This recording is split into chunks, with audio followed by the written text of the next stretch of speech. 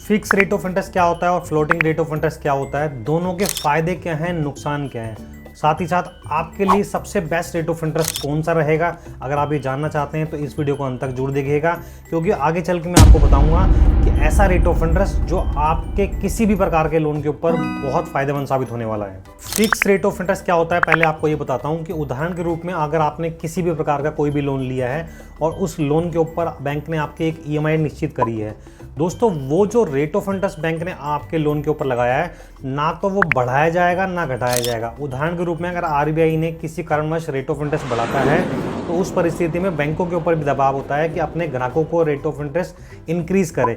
पर क्योंकि अगर आपने फिक्स रेट ऑफ इंटरेस्ट के ऊपर जो अपने लोन को लिया है, तो उस परिस्थिति में ना आपका रेट ऑफ इंटरेस्ट बढ़ाया जाएगा और ना ही घटाया जाएगा। ये फिक्स रेट ऑफ इंटरेस्ट कहलाता है।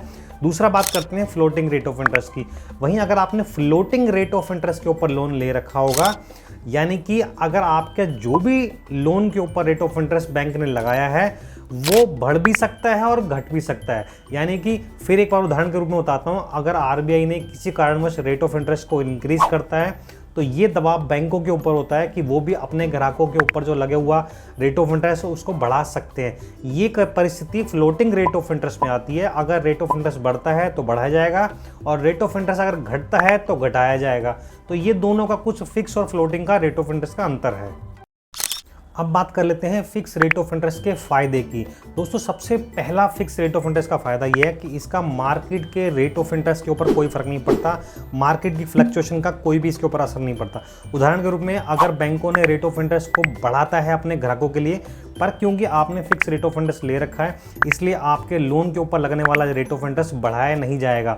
जो भी रेट ऑफ इंटरेस्ट लगा है वो एज इट इज रहेगा। दूसरे बड़े बेनिफिट की बात करता हूं कि जब आप मार्केट की फ्लक्चुएशन से बाहर हैं, आपको कोई इस प्रकार का फियर नहीं है कि रेट ऑफ इंटरेस्ट बढ़ाया जाएगा या बढ़ने के बाद आपके ऊपर इंटरेस्ट का बोझ बढ़ जाएगा। अगर आपके पास ये आपको इस बात का स्ट्रेस नहीं है तो ये आपका पीस ऑफ माइंड रहेगा। ये दूसरा बेनिफिट रहता है फिक्स रेट ऑफ इंटरेस्ट के अंदर। फिक्स रेट ऑफ इंटरेस्ट के अब नुकसान की बात कर लेते हैं। सबसे पहला नुकसान फिक्स रेट ऑफ इंटरेस्ट का ये होता है कि वो रेट ऑफ इंटरेस्ट कहीं ज़्यादा होता है फ्लोटिंग रेट ऑफ इंटरेस्ट के मुकाबले।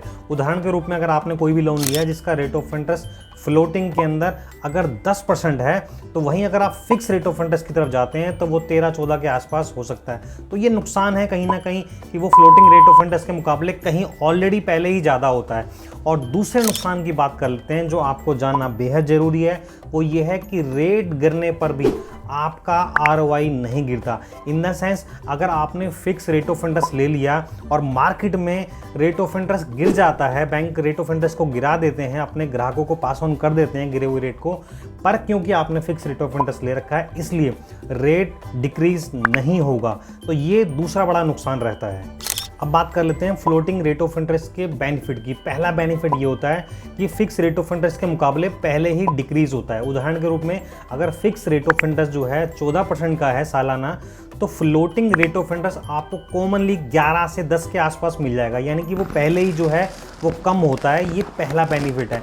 दूसरे बेनिफिट की बात करते हैं कि रेट घटने पर आपका रेट घट जाता है, यानी कि अगर मार्केट के अंदर फ्लक्चुएशन आती है, रेट बढ़ता है या घटता है, इसका असर आपके रेट ऑफ इंटरेस्ट के ऊपर पड़ता है। यानी कि फ्लोटिंग रेट ऑफ इंटरेस्ट के अंदर पहला बेनिफिट जो मैंने आपको बताया। दूसरा बेनिफिट ये है कि अगर RBI रेट को घटाता है भविष्य में चल के, तो आपका रेट ऑफ इंटरेस्ट भी घट सकता है, जिससे आपके ऊपर या तो आप अपनी EMI को कम करवा सकते हैं या टेनर को कम करा सकते हैं।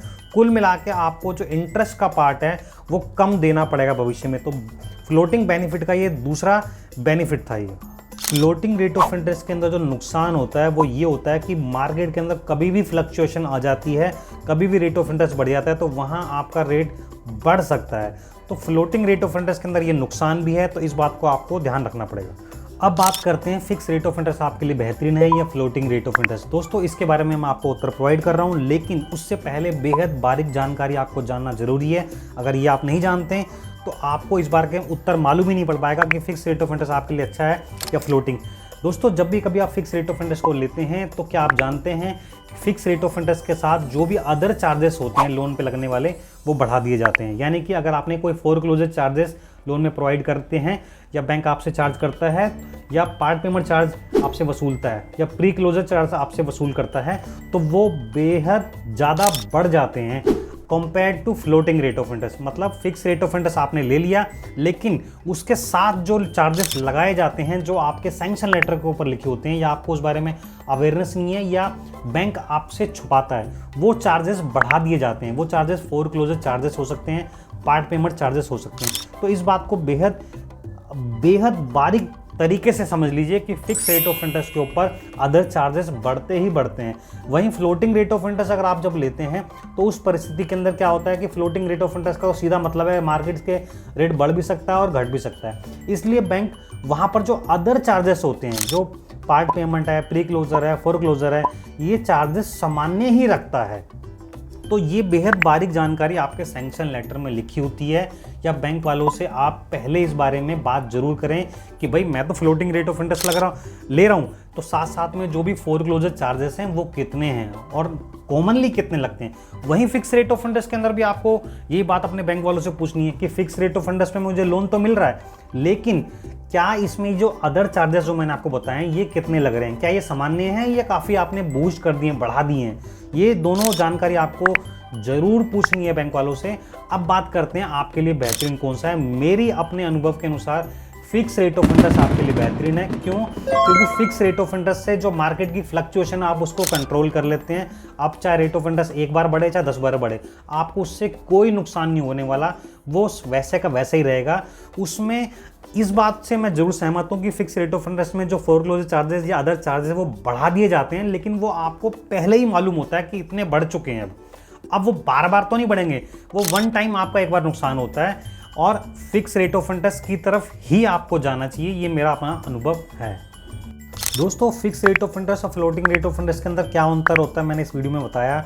साथ ही साथ आपके लिए बेनिफिशियल कौन सा है ये भी मैंने बताया। लेकिन ये जो मैंने आपको बारीक इन्फॉर्मेशन बताई इस वीडियो के माध्यम से, ये डिटेल आपके सैंक्शन लेटर में लिखी होती है। सैंक्शन लेटर जब आपको मिलता है, जब आपका लोन अप्रूव हो जाता है और बैंक वाले आपसे उस एग्रीमेंट के ऊपर साइन करवाते हैं, उस सैंक्शन लेटर के अंदर सारी टर्म कंडीशन लिखी होती हैं। उस टर्म कंडीशन को आपने रीड करना है कि फिक्स रेट ऑफ इंटरेस्ट के ऊपर जो अदर चार्जेस हैं क्या वो बढ़ा दिए गए हैं या फ्लोटिंग रेट ऑफ इंटरेस्ट के अंदर कोई क्या अदर चार्जेस तो नहीं बढ़ा दिए।